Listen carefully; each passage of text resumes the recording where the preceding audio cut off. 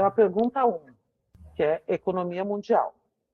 Considerando a forte parceria de capitais e exportações do Brasil com a China em 2026, quais são os riscos geopolíticos, como retaliações ou isolamento tecnológico pelos Estados Unidos, e estruturais, como a reprimarização da nossa pauta exportadora? Essa é a primeira pergunta. Bom, boa. É um prazer estar aqui com vocês, Lisiane, Cauã e Eduarda. Igualmente, professor. Todas as perguntas que vocês estão me fazendo, nem todas são da minha área de domínio, tá? Eu sou economista, entendo um pouco de tudo, né, da área de economia, mas tem algumas áreas que a gente não se aprofunda, não acompanha tão de perto, tá? Essa primeira questão me parece assim, ó, eu não vejo risco, tá, de retaliação ou isolamento dos Estados Unidos, né? Me parece que os Estados Unidos cometeu um erro estratégico, né, desde o começo do governo Trump, em brigar com todos os seus aliados e inimigos, ou seja, brigar com todo mundo, e os Estados Unidos se isolou. Tá? E agora me parece que o governo Trump está percebendo isso e está começando uma reaproximação com alguns dos seus parceiros. Tá? E um dos parceiros é o Brasil. Tá? Então, isso, né? Aos Estados Unidos brigar com todo mundo, ele jogou todo mundo no colo da China, né? Bom, agora ele está tentando recuperar esse terreno perdido. A segunda parte da pergunta, eu não acredito que a gente deixou algum dia de ter uma economia primária, uma exportação primária. Né? Se a gente vai ver as pautas da exportação brasileira, o primeiro produto é minério de ferro, o segundo é soja, o terceiro é óleo de soja, o quarto é farelo de soja, o quinto é café, e aviões vai aparecer em sexto, sétimo lugar, e o avião, a maior parte do avião a gente não produz, a gente monta.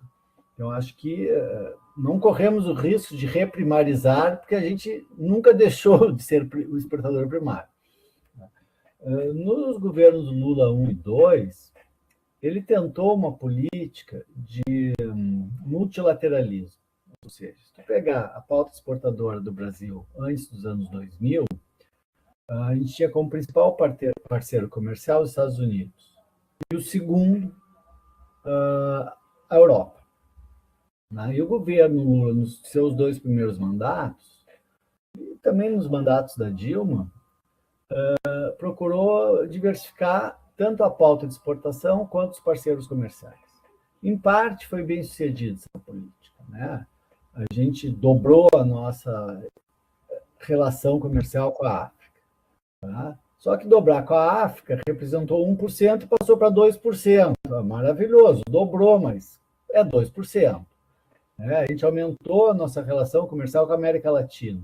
Aí, aqui a gente tem parceiros importantes, a Argentina passou a ter um papel destacado, lá atrás era o nosso segundo parceiro comercial, superou os Estados Unidos, ou seja, no segundo mandato do Lula, o nosso segundo parceiro comercial era a Argentina. Tá? Agora, na crise aí da economia, do governo Milei, caiu para a terceira Argentina.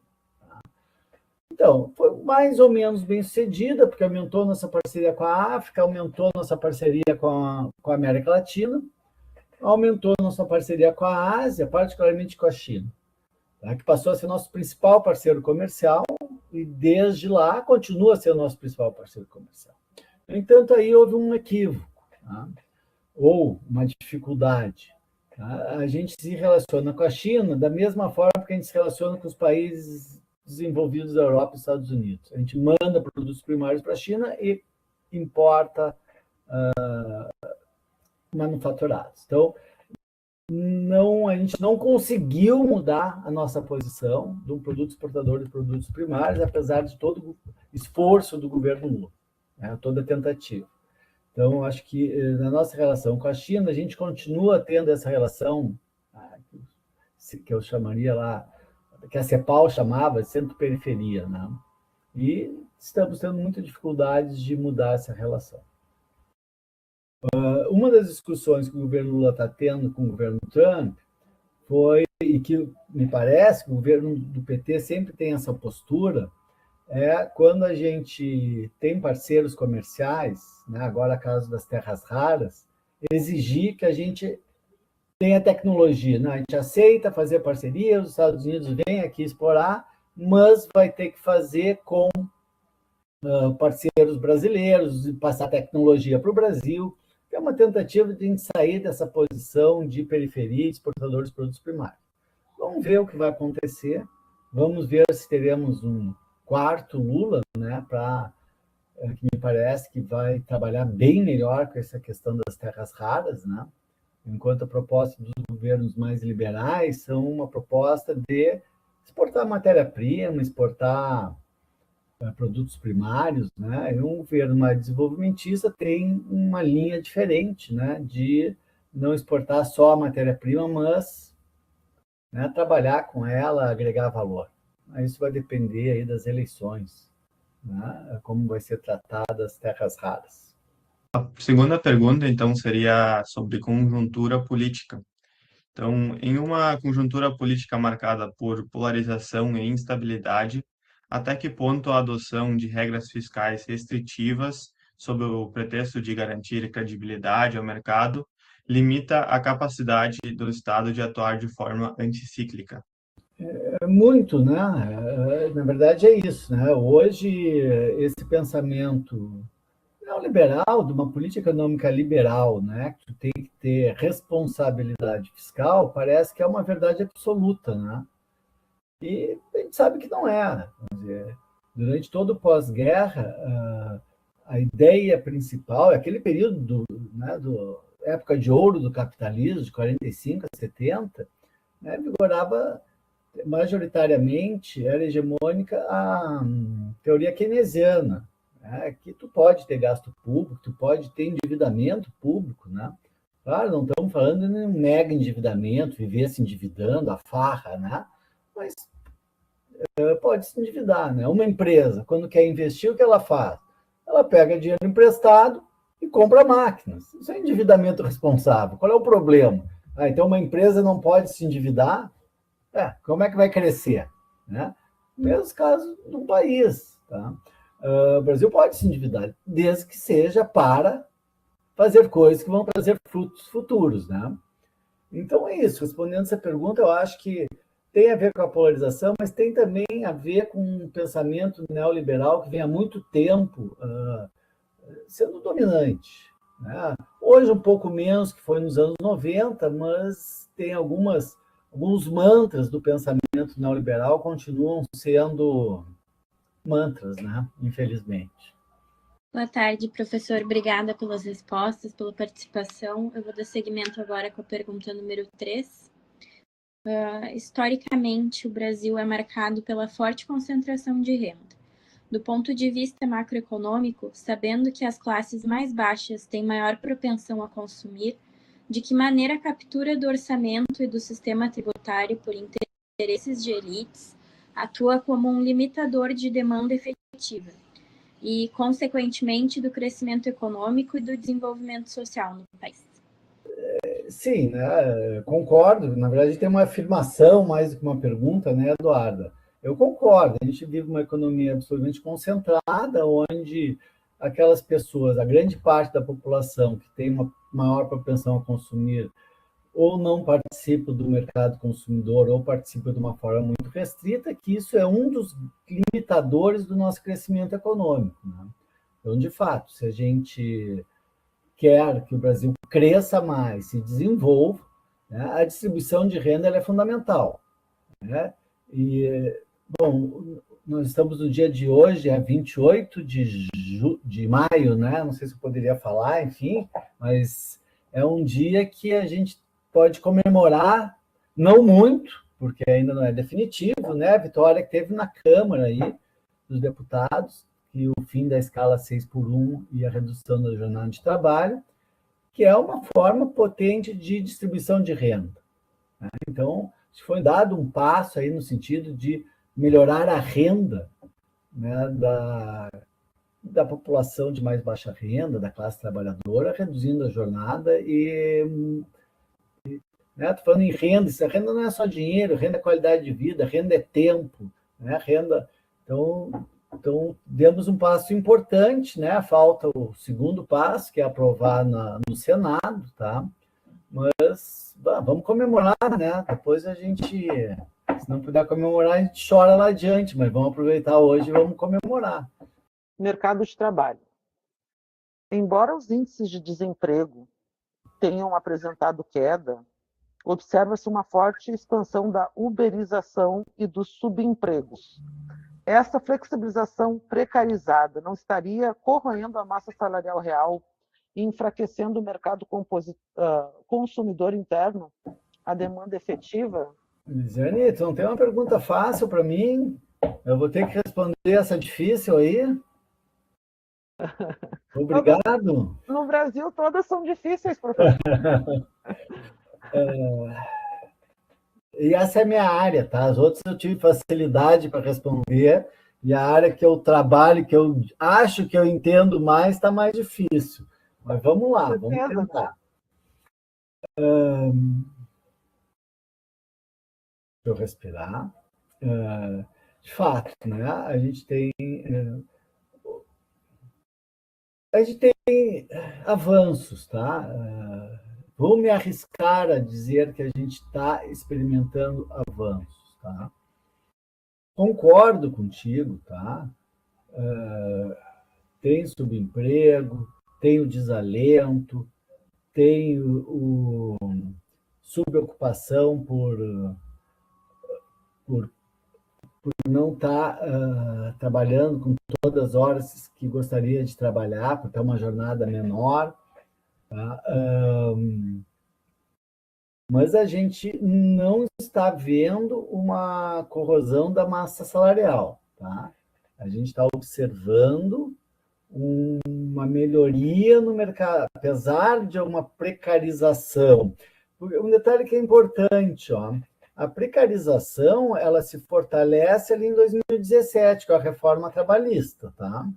Daí a gente teve o golpe, né, que tirou a presidente Dilma em 2016, a reforma trabalhista em 2017, e a gente percebeu ali uma piora no mercado de trabalho, né? Então, estou falando de indicadores do mercado de trabalho, né? Desemprego aumenta, massa salarial cai, a reforma trabalhista traz todas essas precarizações, né? A uberização é uma questão que a gente tem que olhar com muito cuidado, tá? Claro que é uma forma de precarização, evidente, e evidente que ela tem que ser regulada, tá? Ou seja, nos países desenvolvidos, algumas, porque a uberização é uma expressão que é mais do que se referia aos motoristas de aplicativos, né? Mas essas categorias de entregadores e motoristas são as maiores entre os uberizados, né? Entre os trabalhadores plataformizados. Nos países desenvolvidos, essas duas categorias já estão reguladas. Tá? No Brasil, a gente não consegue regular. Tá? 2024 teve todo um esforço do governo, montou um fórum de trabalho tripartite, não chegou a conclusão nenhuma, o governo mandou um projeto de lei. O projeto de lei foi criticado e não foi adiante, porque não agradou ninguém. Aí o governo Lula, nesse ano, está como uma das prioridades fazer um projeto de lei regular, tá? Até por conta de ter ganhos eleitorais, né? Destacou o ministro Boulos para fazer isso. Ele mandou um projeto de lei e foi criticado por todo mundo e não vai andar.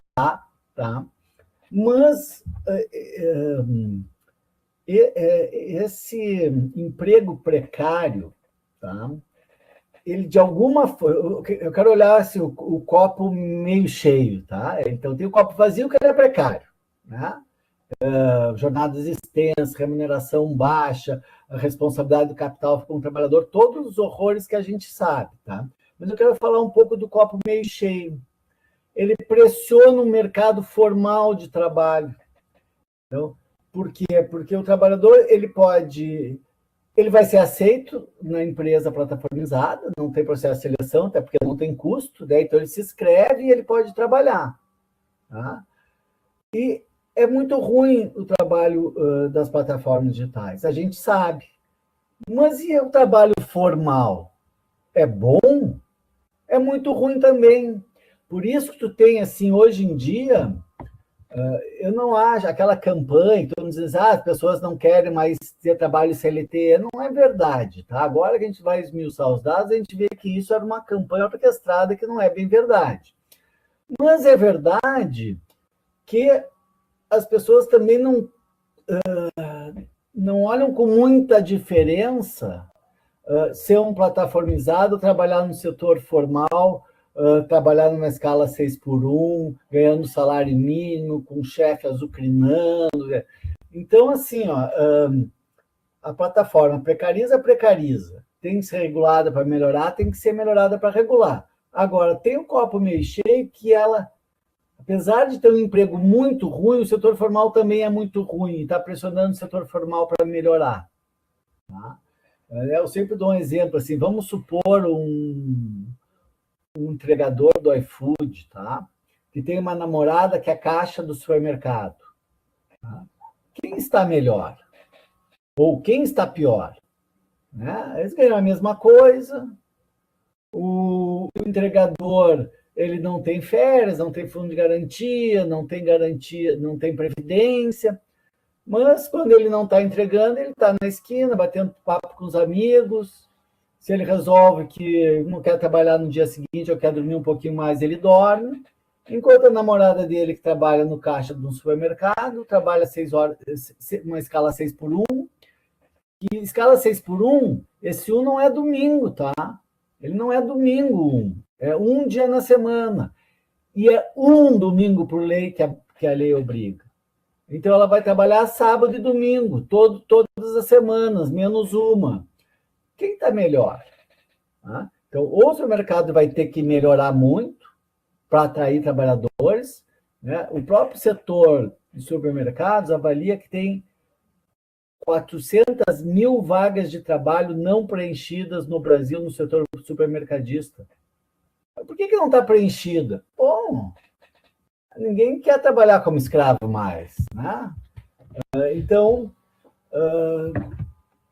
eu acho que são novas dinâmicas do mercado de trabalho. A gente vê uma melhora. Né? De novo, eu volto a ontem, né? Tivemos uma melhora significativa, que se for confirmada.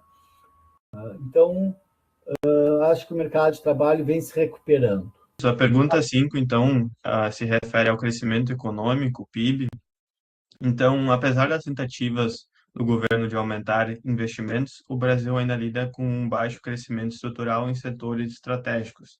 Considerando que o investimento privado depende das expectativas do lucro, animal spirits, como o investimento público em infraestrutura e inovação pode ser reorientado para atuar como um verdadeiro indutor, destravando as expectativas do setor privado, ao invés de ser visto apenas como um gasto.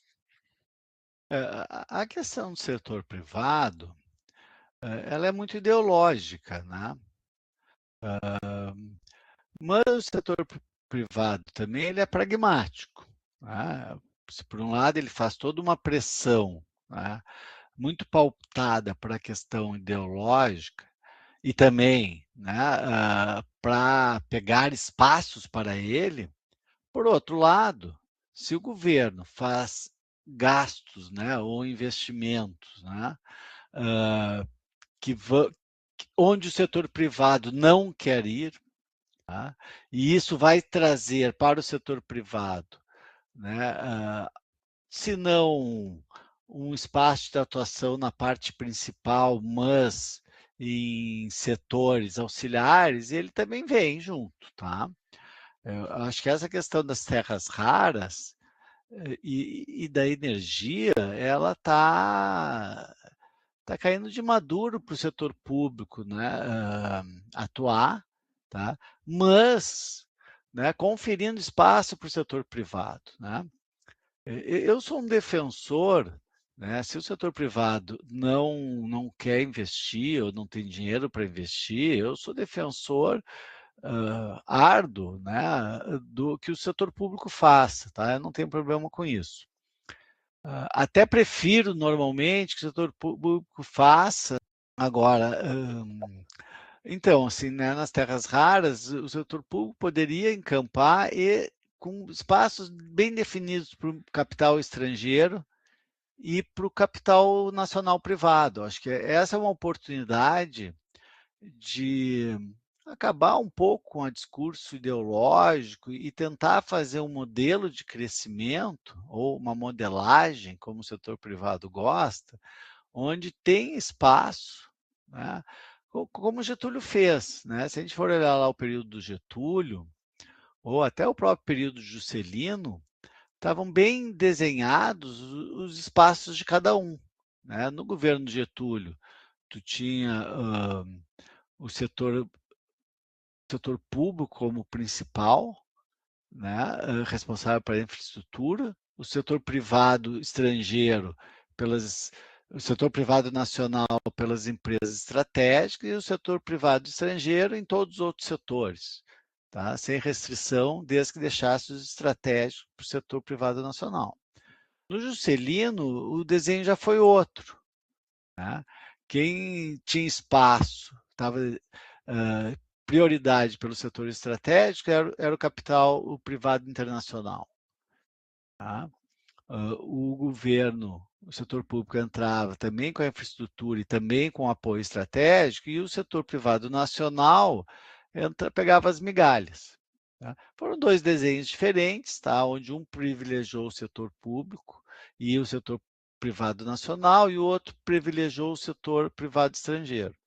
Bom, vamos fazer um novo desenho, né? E que se faça uma disputa política, como se dará esse novo desenho, e que se implante, né? Eu defenderia que esse novo desenho fosse feito com o setor público no setor mais estratégico, em segundo lugar o setor privado, e deixando para o capital internacional as migalhas, né?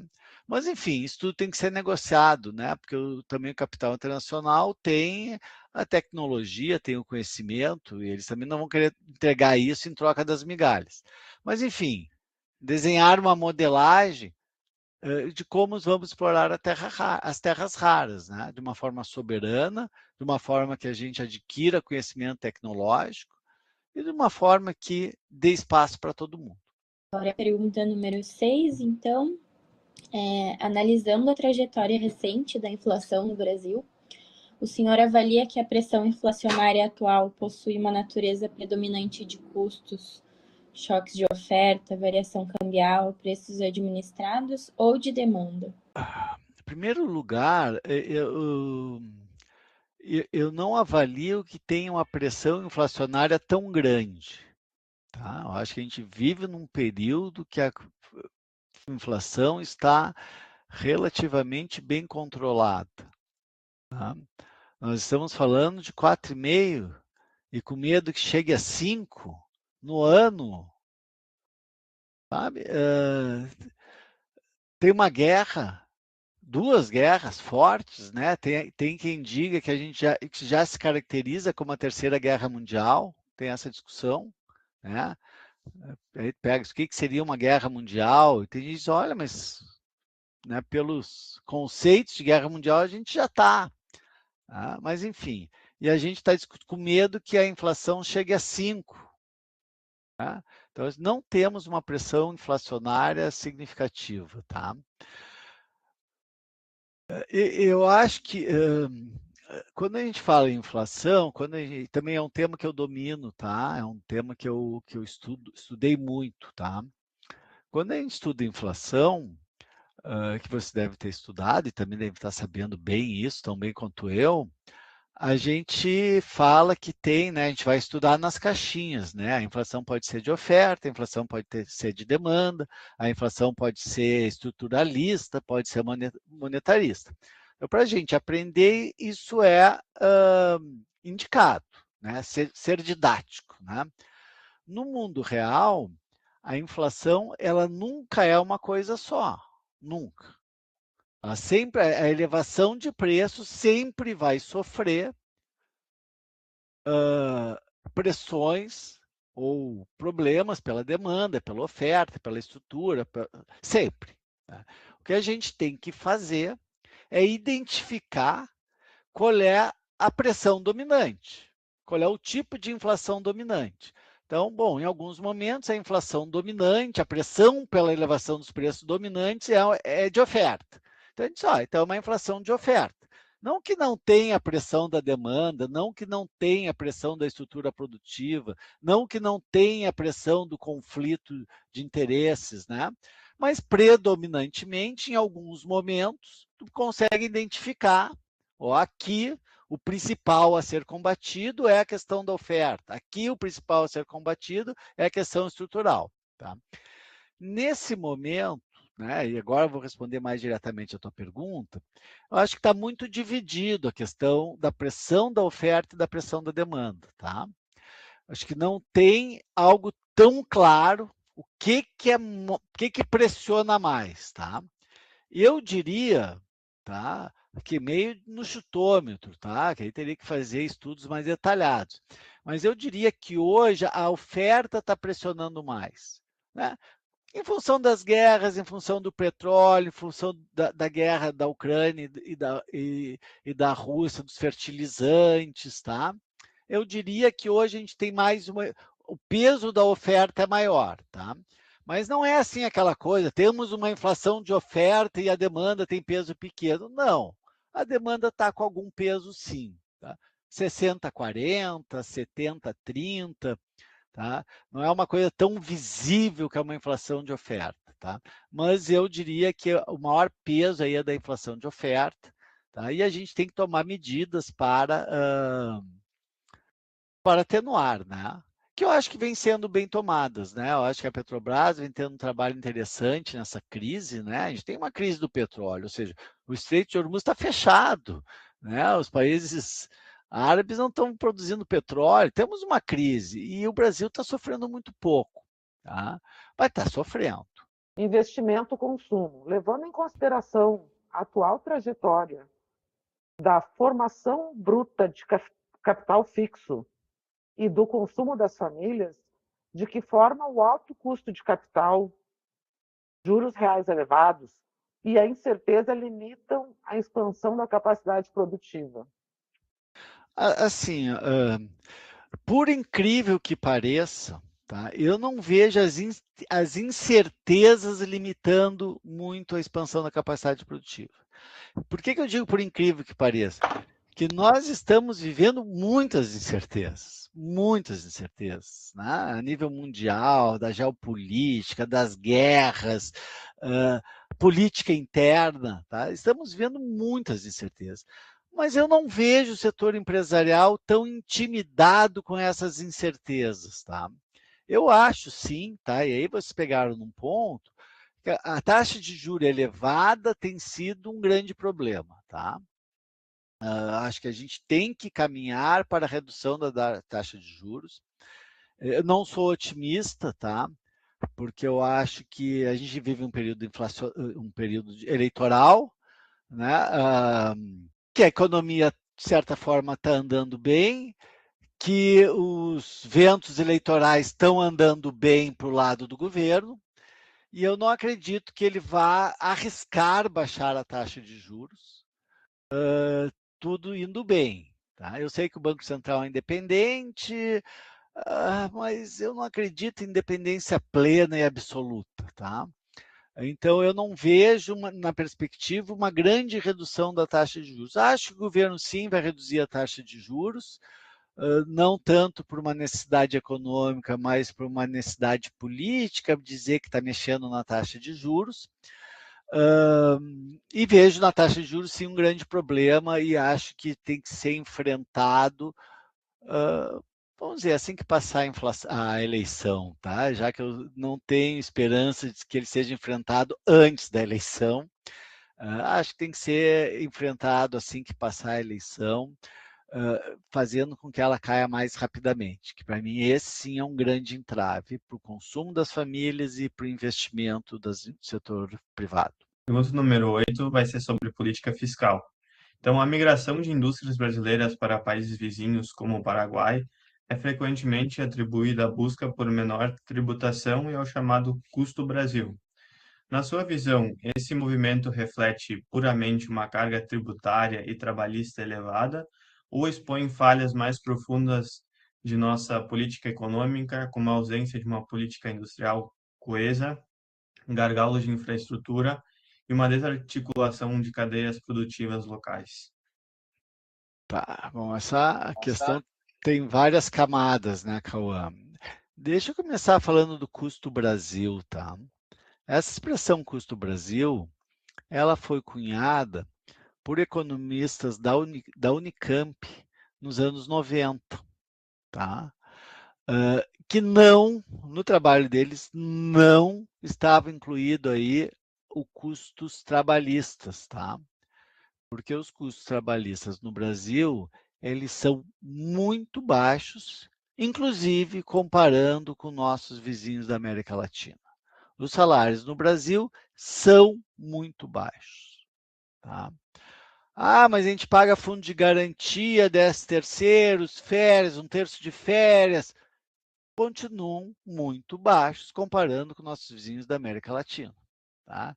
Então, eles usaram, o setor empresarial usou essa expressão, que é uma expressão muito bem cunhada, que tem muito de verdade, e embutiu ali os custos trabalhistas para dizer que o custo Brasil é o custo trabalhista. Não é, não é. Tá? Com todos os encargos trabalhistas, com todos os encargos sociais que tem no assalariamento do Brasil, ele continua tendo um custo e, se eu não me engano, por exemplo, com o Chile, comparando com o Chile, o custo Brasil é menos da metade do custo do salário brasileiro, é menos da metade do Chile. Tá? Comparando, que esses dados eu olhei ontem, tá? Mas eu tenho medo de me enganar. Mas o Chile eu tenho certeza. Tá? Comparando, vou dizer, o custo Brasil, o custo dos salários em dólares é $6,31 a hora. Tá? Na Alemanha é $80. Nos Estados Unidos é $82. Então, né? Salários não pesam nada. Né? Chile é $13. Se não me engano, Peru e Equador batem nos $6 como o do Brasil. Tá? Em primeiro lugar, assim, tá? Eu não tenho certeza, tá? Porque eu não estou acompanhando. Tem que olhar os dados, né? Porque a gente não pode também cair no movimento, muitas vezes, das mídias sociais, né? Recentemente tem saído, não sei se isso te fez fazer essa pergunta, tá? Tem muita gente no Paraguai, então entrevista o pessoal que foi para o Paraguai. Tem que ver se isso é verdade mesmo. Vamos olhar os dados. Quantas pessoas estão saindo para investir fora, quantas estão ficando, quanto que era no passado, quanto que é hoje. Porque senão tu pega meia dúzia que saiu para produzir no Paraguai, entrevista e diz que está todo mundo indo para o Paraguai. Acho que não, tá? Acho que não, mas eu não sei porque eu não olhei os dados, eu não sei dizer, tá? A questão, na verdade, quando um empresário, tá, ele faz opção por outro país, tá, ele leva tudo em consideração, tá? Ele leva em consideração a carga tributária, sim. Ele leva em consideração o nível dos salários. Ele leva em consideração a qualificação da mão de obra. Ele leva em consideração um monte de coisa. Né? Ele não vai se apegar só à carga tributária ou só à questão trabalhista. Uma coisa que talvez seja o mais importante para ele e que é pouco falado é o que o Michael Porter chamava de vantagens competitivas de uma nação. Essa nação tem universidade, essa nação tem boas escolas, essa nação tem um sistema financeiro capaz de suportar um financiamento, essa nação tem estradas, tem portos, tem aeroportos, tem armazéns. Bom, isso ele. Então, essas questões estruturais das vantagens competitivas que o Michael Porter fala, isso é o fundamental para o setor empresarial decidir aonde que ele vai investir. Tá? Depois, secundária, a questão tributária, a questão dos salários, tá? Então, assim, respondendo mais diretamente a tua pergunta, eu acho que ainda a questão, tá, de ter uma cadeia produtiva local mais completa ainda pesa em muitos setores, a questão da infraestrutura ainda pesa em muitos setores, né? Se a gente vê essa questão do Paraguai, né? Quem é que vai para o Paraguai? É quem produzia no campo ali em Mato Grosso, tá? Mato Grosso do Sul, Paraná, tá? Então esses agricultores estão indo para o Paraguai. O que pesa para eles? É estradas, né? É estradas e os portos, né? Quanto tempo tu leva para sair do Mato Grosso para levar para a estrada lá no Paranaguá, sabe? Como é que estão as estradas? Então tem que ver isso, né? Quais os setores que estão indo, por que estão indo, mas eu acredito que a questão da infraestrutura ainda é o principal gargalo, que faz com que os empresários pensem em produzir em outros estados, tá? Mas não acho, tá? E de novo uso a palavra acho porque eu não estou olhando os dados, tá? Não acho que tem essa tendência, tá? Teve esse movimento nas mídias sociais, que os caras estão indo para o Paraguai, entrevista meia dúzia de pessoas, e parece que isso é um movimento. Não sei se tem, tá? Teria que olhar melhor os dados. Na questão número 9, a gente vai tratar ali de política monetária, né? Então, considerando o contexto econômico dos últimos 4 anos, até que ponto a política monetária, baseada quase exclusivamente na elevação da taxa de juros, que o senhor já trouxe aqui, a Selic, né, tem sido eficaz para combater a inflação brasileira? Eduarda, de novo, tá? Eu não acho que a gente tenha problema de inflação. Não temos. Nós estamos falando de 4,5%. Eduarda e Cauã, tá?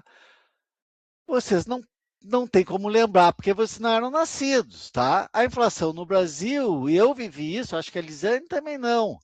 Trabalhava no IEP, professor. Era de 100% em um mês. Chegou a 100%. Fevereiro de 1990, os preços dobraram. Foi 100% em um mês. Tá?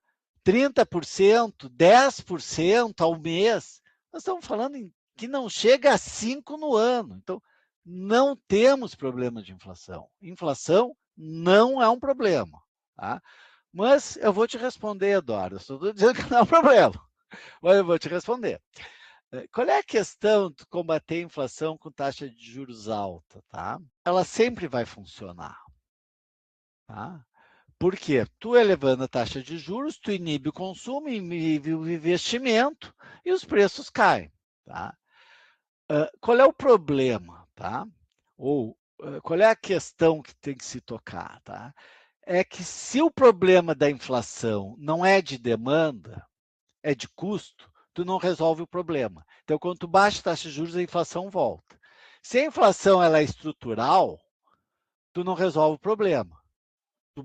Quando tu baixar a taxa de juros, a inflação vai voltar. Tá? E eu acho que aqui nós temos um problema. Tá?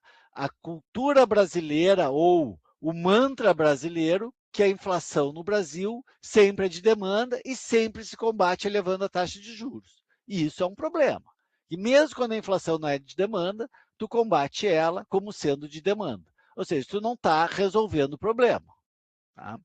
Mas eu vou te dar um exemplo histórico. Tá?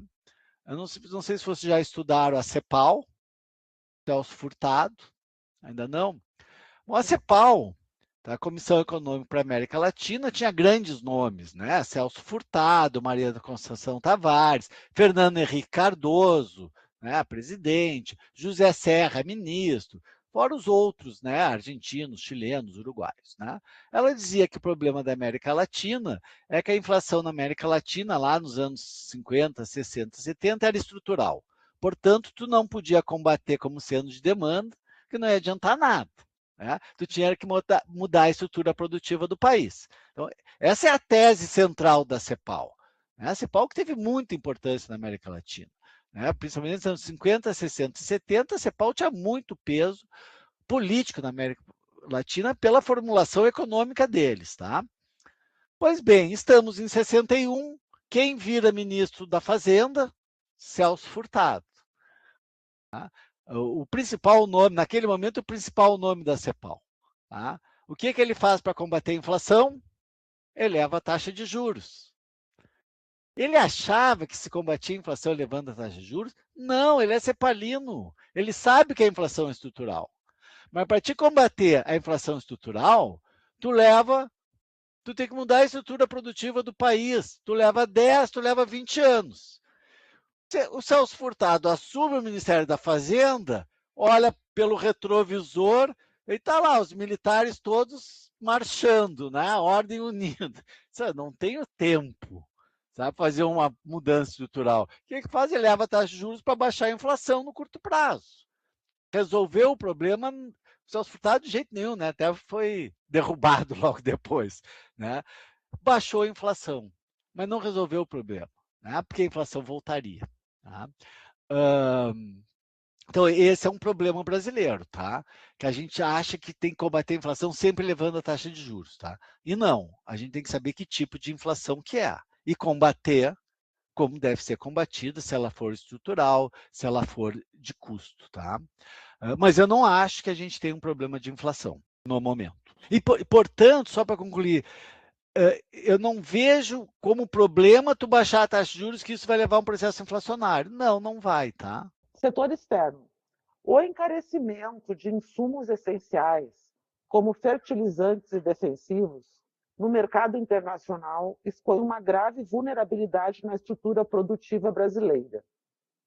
Mesmo com o alto volume e rentabilidade das exportações de commodities, como a soja, em que medida a nossa dependência de importações de média e alta complexidade tecnológica para sustentar esse próprio agronegócio ameaça estruturalmente o saldo da nossa balança de pagamentos no longo prazo?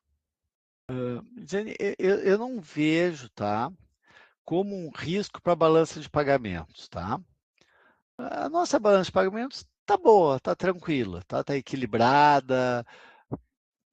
Podia estar melhor, né? Aquela coisa de a gente não exportar só primários, né? Esse é um problema secular no Brasil, né? Ou mais do que secular, tá? Eu não vejo que, porque tu está te referindo à questão dos fertilizantes, né? Defensivos agrícolas. Eu não vejo que isso vai acarretar um problema na balança de pagamentos, tá? Acho que vai acarretar um problema na agricultura, no preço dos alimentos, na oferta de alimentos, tá? E é isso. Acho que a gente não pode ter dependência de nenhum país de produto nenhum. Tá? Acho que a política externa do Brasil, né, ela tem que trabalhar, né, ao avançar na questão da multilateralidade e quando identificadas questões que são importantes, estratégicas para a produção, para o crescimento, tu não pode ficar dependente de um único país. Tá? Né, o caso do petróleo. Não, bom, o Brasil produz a maior parte do que consome, né? Mas antigamente tu tem que diversificar. Se tu nota, se é fertilizante, se é estratégico, tem um peso muito grande, não vamos depender só da Ucrânia. Ou partes da Ucrânia, parece que do Irã a gente depende um pouco. Tem que ser uma coisa mais diversificada e até garantir que uma boa parcela seja a produção nacional. Então, fertilizante é uma coisa estratégica. O Brasil é um país agrícola que exporta commodities. Bom, então a gente não pode depender de um insumo tão importante. Então, parte desse insumo tem que ser produzido internamente. Tá? Mas às vezes é mais difícil de identificar, né? Talvez fertilizantes nunca foi um problema, porque tinha alguma estabilidade dos países que produziam fertilizantes para nós, e num determinado momento passa a ser problema, pode ser assim algo meio inesperado, tá? Mas eu acho que tem que ser assim, tu tem que ter uma atenção constante com produtos que tu importa e que são estratégicos ou que são muito importantes para setores da economia importantes e tu nunca pode ficar dependente, né? Tu tem que produzir a maior parte e diversificar o que tu importa, tá? Mas eu não vejo que a nossa balança de pagamentos esteja com algum problema. Deixa eu falar a questão da balança de pagamentos, tá?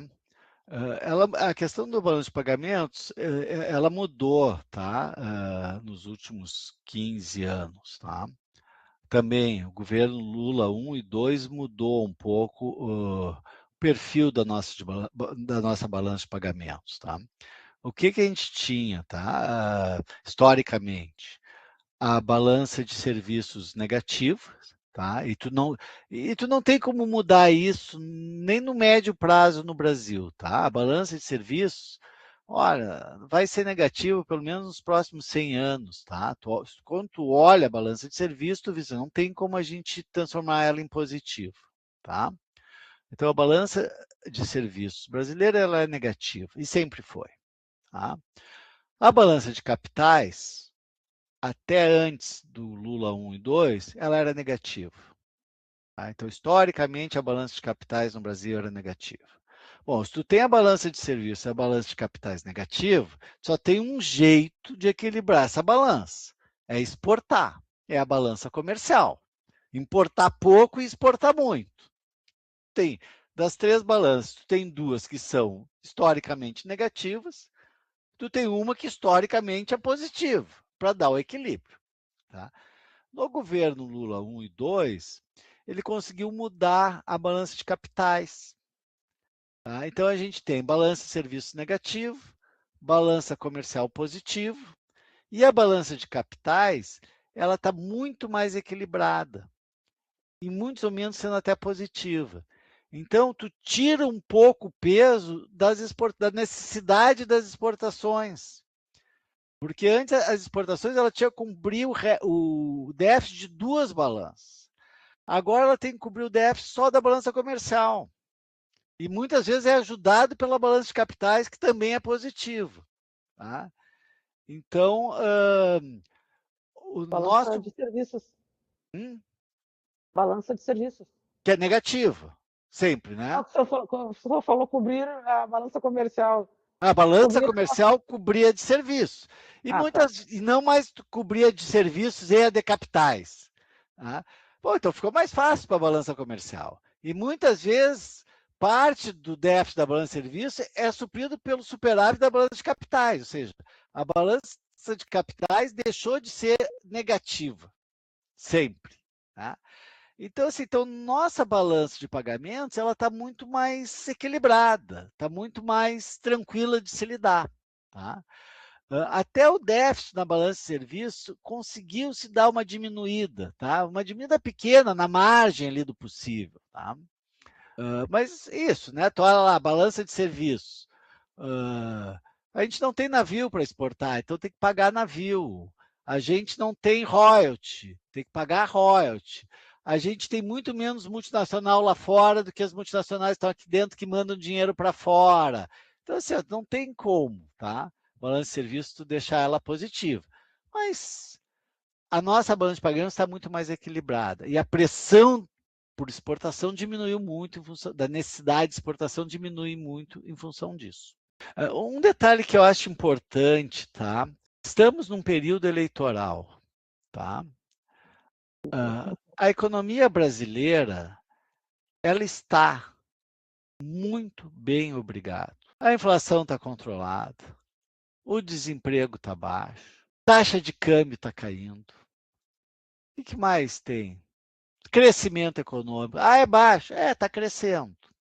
Faz 4 anos que cresce. Esse ano vai crescer pouquinho. Faz 4 anos que cresce. E o ano que vem vai crescer pouco. Vai ser o 5º ano que vai crescer. Podia ser melhor? Claro que podia. Eu não estou dizendo que está uma maravilha. Estou dizendo que a economia brasileira está boa. Tá? Bom, a oposição ela tem que achar problemas. Qual é o problema que vai se bater muito? Tá? Déficit público. Por causa do mantra que eu falei lá atrás. Se a gente pegar a teoria keynesiana, déficit público não é um problema. Não é um problema. Tu pegar dinheiro emprestado não é um problema. Tá? Depende do que tu vai fazer com o dinheiro. Tu pega o dinheiro emprestado para montar um negócio. Tu vai recuperar. Tu pega o dinheiro emprestado para comprar tua casa própria. Legal. Tu pega o dinheiro emprestado e toma cachaça. Bom, como é que tu vai pagar? Aí vai ser um problema. Déficit público não é um problema. Qual é o problema? Se tu faz uma dívida para uma coisa que não vai dar retorno. Qual é o problema? Se tu todo ano, nos últimos 10, 20 anos, tu faz dívida. Aí isso vai virando uma bola de neve. Se tu tem um setor público equilibrado, tu fazer um déficit 1, 2 anos, não tem problema. Mas vai ser aí que vai se falar muito mal da economia brasileira, que o déficit público vai aumentando, que tem déficit público. Cuidado, tá? Por que vai se falar muito de déficit público? Porque não tem outra coisa para falar mal. Tá? Não pode falar mal do desemprego, não pode falar mal do crescimento do PIB, não pode falar mal da taxa de câmbio, não pode falar mal da balança de pagamentos, não pode falar mal. Não estou dizendo que está uma maravilha. Não está uma maravilha. Não está uma maravilha. Mas não dá para falar mal da taxa de desemprego de 5%. Tu não pode falar mal de uma inflação de 4,5%. Tu não pode falar mal do crescimento do PIB. Mas é um ano eleitoral e tem que se falar mal de alguma coisa. Tá bom, então, professor. É isso, né? O senhor quer Então, tá, falar mais não, alguma coisa para encerrar? não, Então, eu acho que já falamos bastante. Espero que tenha sido útil para o aprendizado de vocês, para a aula de vocês, e espero ter contribuído de alguma forma. Foi muito bom, professor. A gente gostou bastante. Muito obrigada. Que bom, Esses eu que meus agradeço. colegas- Agradece. Obrigada, professor. Tá, tchau, tchau. Tchau. Tchau, um abraço. Tchau.